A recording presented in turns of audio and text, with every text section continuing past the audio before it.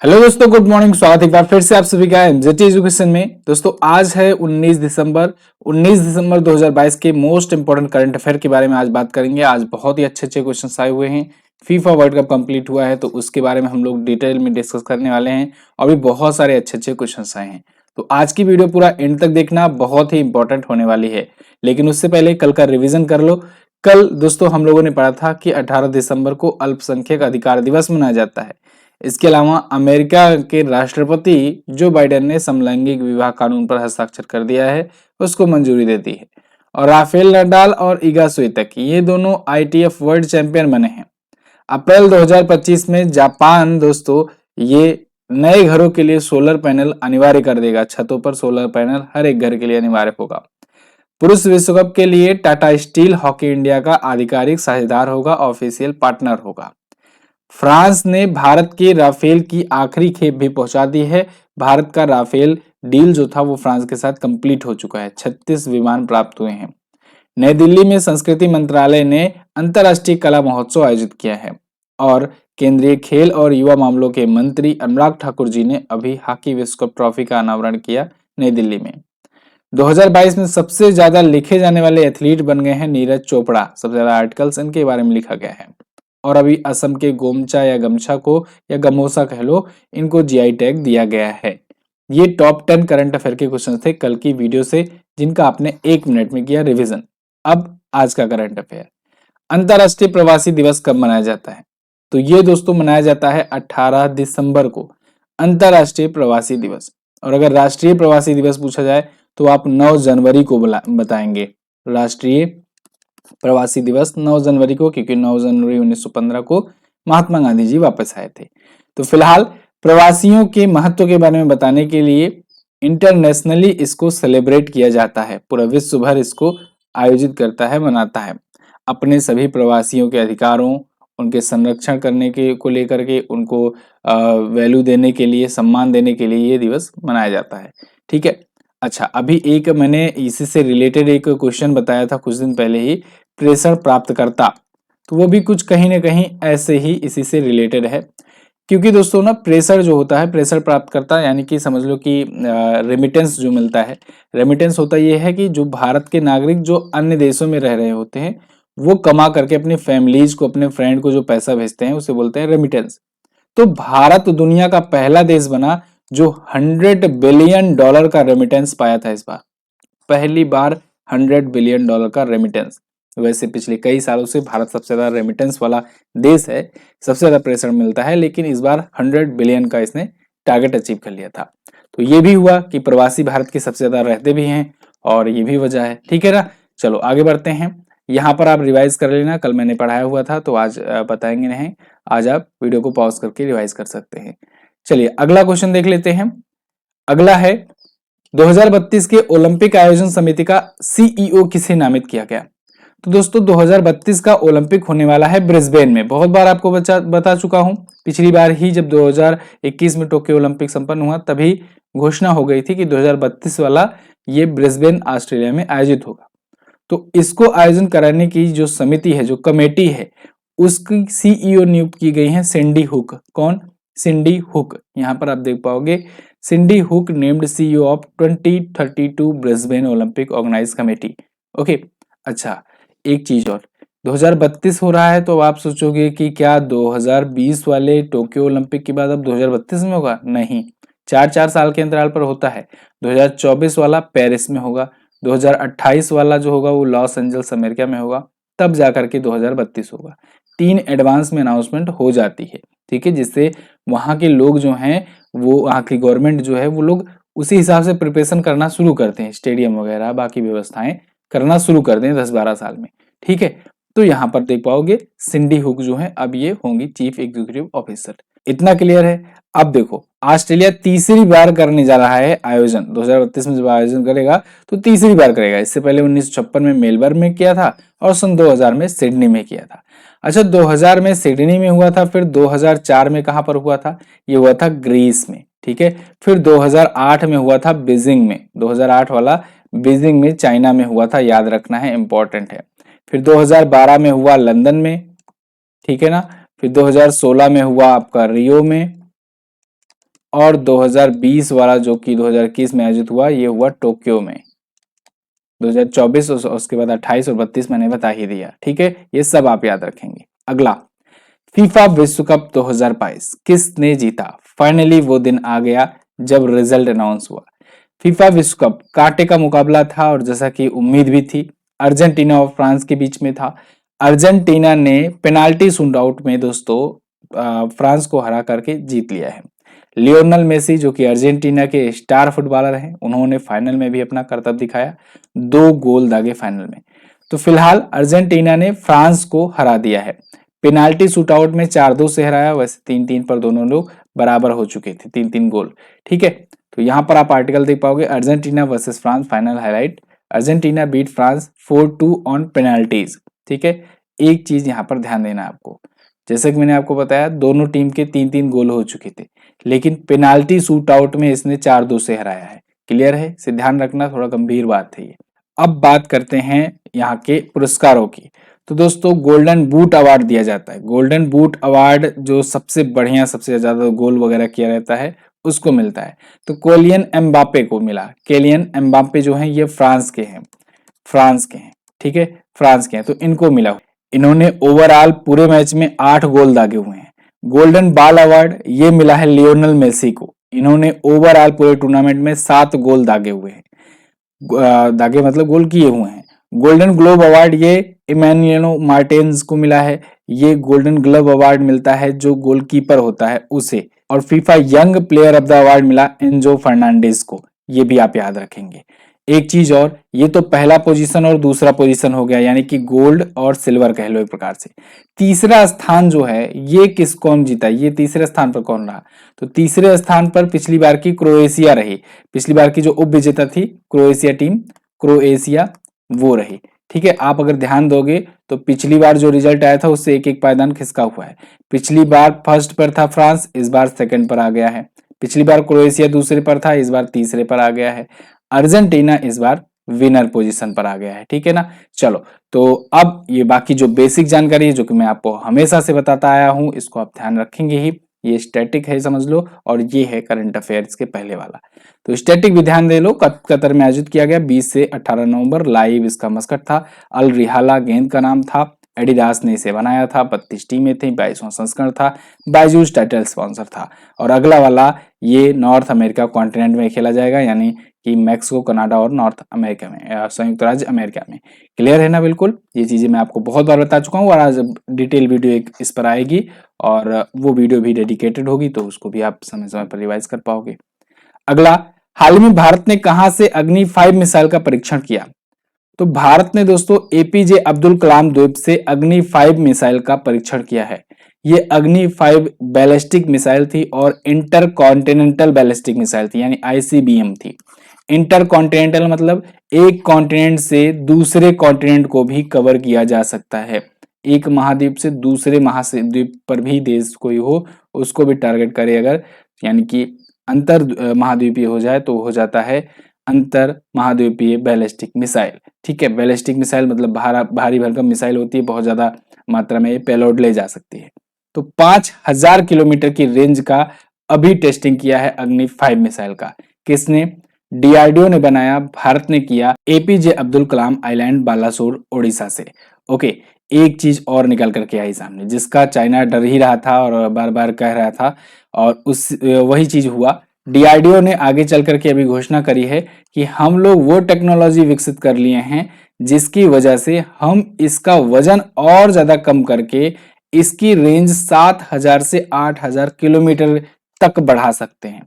यानी कि ये अग्नि 5 मिसाइल जो होगी ये अब आने वाले टाइम में 7000 किलोमीटर की रेंज कवर करते हुए आपको दिखाई देगी। तो ये बहुत बड़ी अनाउंसमेंट हुई और इसी बात से चाइना डर रहा था और चाइना बार बार क्लेम भी कर रहा था। चाइना क्या, पाकिस्तान भी, दुनिया भर के कई देश हैं, वो बार बार कह रहे थे कि इंडिया एक्चुअल रेंज अपनी नहीं बता रहा है कि कितनी रेंज वाली मिसाइल भारत के पास है। तो यहाँ पर 7000 से 8000 किलोमीटर की दूरी तक मारक क्षमता वाली मिसाइल हो जाएगी। ये परमाणु संपन्न होगी, परमाणु मिसाइल भी, परमाणु पेलोड भी ले जा सकती है, न्यूक्लियर मिसाइल होगी। ठीक, आगे, हाल ही में कहां पर महाकवि सुब्रमण्यम भारतियार की प्रतिमा का अनावरण किया गया? तो ये अनावरण किया गया वाराणसी में। वाराणसी दोस्तों उत्तर प्रदेश में है। आप जानते हो अभी काशी तमिल संगमम चल रहा है। इसके तहत जो दक्षिण भारत की संस्कृति है और उत्तर भारत की संस्कृति है, इनको एक किया जा रहा है। और इसी के तर्ज पर महाकवि सुब्रमण्यम भारतीयार, इनकी प्रतिमा का अनावरण अभी वाराणसी में किया गया है। ये दोस्तों तमिलनाडु के सीएम ने किया है, ठीक है। एम के स्टालिन जो कि तमिलनाडु के सीएम है, उन्होंने यूपी के वाराणसी में महाकवि सुब्रमण्यम भारतीयार की मूर्ति का अनावरण किया। हालांकि इन्होंने वर्चुअली ही किया है, लेकिन ये समझ लो उत्तर भारत और दक्षिण भारत की संस्कृति को मेल करने वाला है। और महाकवि भारतीयार के बारे में अगर बात करें दोस्तों, तो इन्हें महाकवि भारती या सुब्रमण्यम भारती के नाम से भी आप जानते हैं। इन्हें राष्ट्र कवि भी कहा जाता है।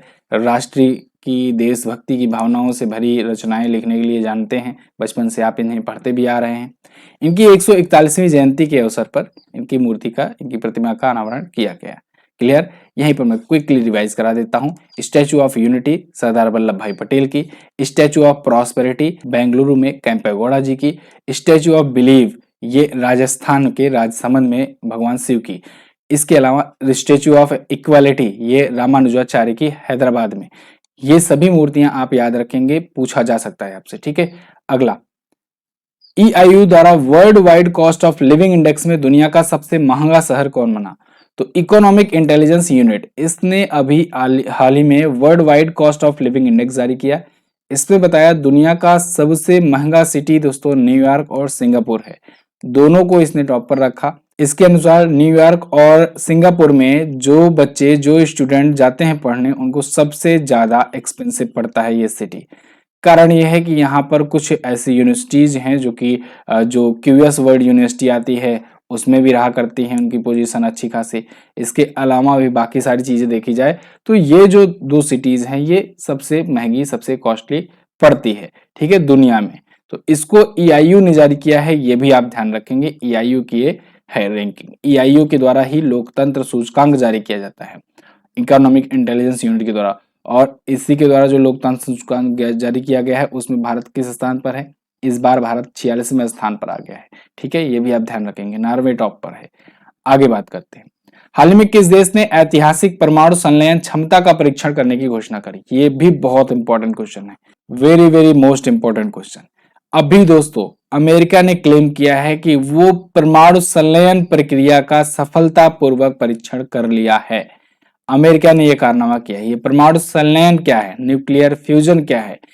दरअसल दोस्तों न्यूक्लियर अभी तक आप देखते थे जो भी आप सुनते थे न्यूक्लियर बम वगैरह, जो परमाणु बम वगैरह सुनते थे, वो न्यूक्लियर फिशन प्रणाली थी, यानी परमाणु विखंडन था, परमाणु संलयन नहीं था। परमाणु विखंडन क्या होता है कि वहां से परमाणु जो होते हैं वो ब्रेक होते हैं, टूटते हैं और ये मल्टीप्लाई होते होते तब फैलते हैं। यहां पर क्या किया जाता है कि दो परमाणुओं को मिलाया जाता है, फ्यूज किया जाता है। जब परमाणु का संलयन होता है मतलब मिलाया जाता है ना, तो एनर्जी पैदा होती है, और एक ऐसी एनर्जी पैदा होती है जो असीमित होती है, अनलिमिटेड एनर्जी कह सकते हैं हम लोग। तो ये ही अनलिमिटेड एनर्जी के कॉन्सेप्ट पर सूर्य जो है वो चमकता है। आपने पढ़ा भी होगा साइंस में कि सूर्य जो होता है ये न्यूक्लियर फ्यूजन प्रणाली पर काम करता है, परमाणु संलयन प्रणाली पर काम करता है, ठीक है। और इसी वजह से, क्योंकि ये हाइड्रोजन और हीलियम परमाणुओं का संलयन होता है, ठीक है। अच्छा, एक चीज और, हाइड्रोजन बम भी आपने सुना होगा, हाइड्रोजन बम। तो हाइड्रोजन बम जो था वो भी न्यूक्लियर फ्यूजन प्रणाली पर बेस्ड था, जबकि परमाणु बम जो होता है वो परमाणु विखंडन प्रणाली पर यानी न्यूक्लियर फिशन प्रणाली पर बेस्ड होता है। अब यहां पर अमेरिका ने क्लेम किया है कि हम इससे एनर्जी बना सकते हैं। आने वाले टाइम पर अगर मान लो न्यूक्लियर ये फिजन प्रणाली एनर्जी के रूप में यूज होने लगी, तो कोई डीजल पेट्रोल, कोई कोयला, ये सब की किसी की जरूरत नहीं पड़ेगी, और ये क्लाइमेट फ्रेंडली भी होगा, एनवायरमेंटल फ्रेंडली भी होगा। इससे क्लाइमेट चेंजेस भी नहीं होंगे और इसके खिलाफ लड़ाई में भी काफी मदद मिलेगी। तो कैलिफोर्निया के लॉरेंस लिवरमोर नेशनल लेबोरेटरीज में इसका अभी हाल ही में पहली बार किया गया है परीक्षण, मतलब कि सक्सेसफुली ये अभिक्रिया सक्सेसफुली कराई गई है। बाकी चीजें यहाँ पर लिखी हुई हैं, आई थिंक आपको ये समझ में आ गया होगा आसान भाषा में। डेनमार्क की दोबारा प्रधानमंत्री कौन बनी? तो वो बन गई हैं मेटे फ्रेडरिक्सन। मेटे फ्रेडरिक्सन जो हैं ये एक बार फिर से बन गई हैं, और इंटरेस्टिंग बात यह है कि इनके देश में ऐसा हुआ है, हमारे देश में शायद ही पॉसिबल हो कि मेटे फेडरेशन अपने जो विपक्ष में जो खड़ी थी पार्टी उसके साथ गठबंधन करके सरकार बना ली है। और तो और पिछले 44 साल के इतिहास में दोबारा ऐसा हुआ है इनके यहाँ। मेटे फेडरेशन ये प्राइम मिनिस्टर होंगी और इनके विपक्ष में जो थे वो होंगे उप प्रधानमंत्री। वो लिबरल पार्टी से हैं और ये सोशल डेमोक्रेटिक पार्टी से हैं। क्लियर है? अच्छा, अभी प्राइम मिनिस्टर मोदी ने यहाँ पर इनको कंग्रेचुलेट भी किया हुआ है। डेनमार्क आया है, चलिए देखते हैं वर्ल्ड मैप में डेनमार्क है कहाँ पर। तो वर्ल्ड मैप में आप देखोगे तो ये रहा अपना प्यारा भारत। यहाँ से आपको आना है यूरोपियन कॉन्टिनेंट में। ये रहा यूरोपियन कॉन्टिनेंट। इसमें आने के बाद आपको ये देखेंगे बड़े बड़े देश, फ्रांस हो गया, जर्मनी हो गया, ये सब। तो जर्मनी के ऊपर ही यहाँ पर आपको एक देश दिख जाएगा, डेनमार्क। ये रहा डेनमार्क, ठीक है ना। इसकी जो कैपिटल होती है डेनमार्क की, वो होती है कोपेनहेगन। यहाँ पर है कोपेनहेगन, ये इसकी कैपिटल होती है। और डेनिश क्रोन यहाँ की करेंसी होती है। प्राइम मिनिस्टर के बारे में तो मैंने आपको बता ही दिया है। क्लियर है दोस्तों? एसएससी, एमटीएस और सीएचएसएल के लिए सिलेक्शन वाला बैच आया हुआ है। अगर आपको जीएस में प्रॉब्लम होती है, स्टैटिक जीके में प्रॉब्लम होती है, या कंप्यूटर में प्रॉब्लम होती है, या करंट अफेयर में प्रॉब्लम होती है, तो आप सभी के लिए वन स्टॉप सॉल्यूशन प्राप्त कर सकते हैं। मात्र इस एक जगह पर आपको मात्र 299 में ये कोर्स मिलेगा और इसमें सारा का सारा कंप्लीट मिलेगा। इसमें मॉक टेस्ट मिलेंगे आपको, पूरा complete theory wise, chapter wise classes मिलेंगी, उसकी पीडीएफ नोट्स मिलेगी और भी बहुत कुछ। ई बुक भी मिलेगी आपको फ्री में हर एक महीने की। जब तक आपका एग्जाम नहीं हो जाता तब तक आप अपडेटेड ई बुक भी प्राप्त कर सकते हैं। तो एमटीएस और सीएचएसएल दोनों एग्जाम की जो लोग भी तैयारी कर रहे हो, 25 में अगर आप 23 से 24 स्कोर करना चाहते हो तो आप ये बैच ज्वाइन कर सकते हो। अभी के लिए 299 में है, आगे इसका प्राइस बढ़ सकता है। आप लिंक डिस्क्रिप्शन में दिया गया है या फिर व्हाट्सएप का भी नंबर है, वहां से जाकर संपर्क कर सकते हैं, एमजीटी ऐप पर मिलेगा। इसके अलावा अपनी जो बुक आई हुई है करंट अफेयर की, इसको भी आप परचेज कर सकते हैं, अमेजन पर अभी के लिए ये अवेलेबल है। ठीक है, इसमें जनवरी से दिसंबर तक का हर एक चीज टॉपिक बाय टॉपिक सब कुछ कवरेज है। तो ये भी आप बुक लेने के बाद करंट अफेयर आपके भटकना नहीं पड़ेगा। मतलब समझ लो कि एक किताब केवल वही पढ़ना है, आपके सामने जो किताब रखी रहेगी केवल उसी को पढ़ना है, और कोई सा भी एग्जाम आप क्यों न दे रहे हो, आपको उसके बाहर से कुछ भी नहीं पढ़ना है। समझ लो इस प्रकार से ये किताब डिजाइन की गई है। चलिए आगे बढ़ते हैं। किस सदन में संविधान आदेश विधेयक 2022 पारित किया गया? तो दोस्तों अभी हाल ही में लोकसभा में संविधान आदेश विधेयक 2022 पारित किया गया है। एक्चुअली में ये एसटी के लिए था। एसटी बोले तो शेड्यूल्ड ट्राइब या कहें अनुसूचित जनजातियां, अनुसूचित जनजातियां। तो अनुसूचित जनजाति के लिए ये एक अमेंडमेंट के लिए, एक संवैधानिक संशोधन के लिए बिल पास किया गया है। ये बेसिकली दोस्तों हिमाचल प्रदेश में एक जनजाति पाई जाती है, हट्टी समुदाय। तो उस हट्टी समुदाय जो है उसको अनुसूचित जनजाति की कैटेगरी में शामिल करने के लिए इसे पारित किया गया है। ये बेसिकली सिरमौर के ट्रांसगिरी क्षेत्र में पाई जाती है हिमाचल प्रदेश में। तो इसी को अब शेड्यूल्ड ट्राइब में यानी एसटी में दर्जा दिया जाएगा, शामिल किया जाएगा। तो इसके बारे में अभी जनजातीय मामलों के मंत्री अर्जुन मुंडा ने भी कहा है कि ये हिमाचल प्रदेश के 4 ब्लॉक में से बॉर्डर करने वाले वहां पर पाए जाते हैं। साथ ही साथ ये उत्तराखंड में कुछ लोग जा करके रहते हैं। तो यहाँ पर जब इसे एसटी समुदाय में शामिल कर लिया जाएगा, एसटी कैटेगरी में, तो इसको आरक्षण वगैरह कई चीजों में मिल सकेगा। हट्टी समुदाय जो है ये 4 विधानसभा क्षेत्रों में फैला हुआ है और 154 पंचायतों में है। तो आपसे क्वेश्चन क्या बनेगा? आपसे एक तो ये संविधान संशोधन के रूप में क्वेश्चन बन सकता है। दूसरा आपसे क्वेश्चन बन सकता है हाल ही में हिमाचल प्रदेश के किस समुदाय को अनुसूचित जनजाति की कैटेगरी में शामिल करने के लिए लोकसभा में बिल लाया गया? तो ये हट्टी समुदाय नाम याद रखना आप, ठीक है ना, बहुत इंपॉर्टेंट है ये। ठीक, ये विधेयक 1950 में आया था और इसको संशोधित किया गया है। अगला, राष्ट्रीय ऊर्जा संरक्षण पुरस्कार किसने प्रदान किया? इसको प्रदान किया है हमारी प्रेसिडेंट महामहिम द्रौपदी मुर्मू जी ने। द्रौपदी मुर्मू जी दोस्तों देश की प्रेसिडेंट है और इन्होंने राष्ट्रीय ऊर्जा संरक्षण पुरस्कार प्रदान किया है। अभी आपने पढ़ा राष्ट्रीय ऊर्जा संरक्षण दिवस मनाया गया। कब मनाया गया, क्या कोई कमेंट करके बता सकता है?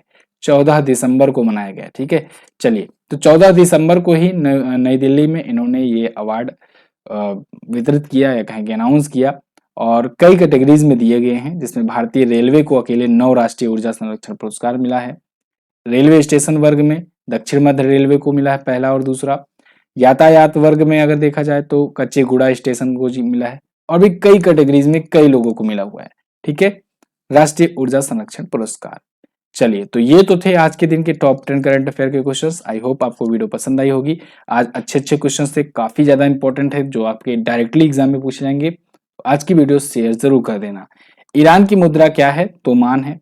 वर्तमान में यूरोपियन यूनियन में 27 सदस्य देश हैं। ये दोनों ही क्वेश्चंस मैंने कल पूछे थे आपसे, जिनका आपने आंसर किया बखूबी से। आज आपके लिए नया क्वेश्चन। आज आपको बताना है अल्पसंख्यक अधिकार दिवस की थीम क्या रखी गई है। इसके अलावा अमेरिका के अलावा अन्य कितने देशों में समलैंगिक जोड़ों के बीच विवाह को कानूनी रूप से मान्यता प्राप्त है? कल की वीडियो ध्यान से देखे होगे तो जरूर आंसर कर पाओगे। आंसर करना, इसकी क्विज भी सॉल्व करना, और हाँ, थंबनेल में थोड़ा सा चेंजेस किया गया है, तो आप लोग इसको एक्सेप्ट करो और थोड़ा सा शेयर वगैरह करो अपने दोस्तों के पास, जिससे सभी लोग को पता लग जाए। ठीक है, चलिए, बहुत बहुत धन्यवाद वीडियो यहाँ तक देखने के लिए। मिलेंगे अगली वीडियो में, तब तक के लिए नमस्कार, जय हिंद, वंदे मातरम।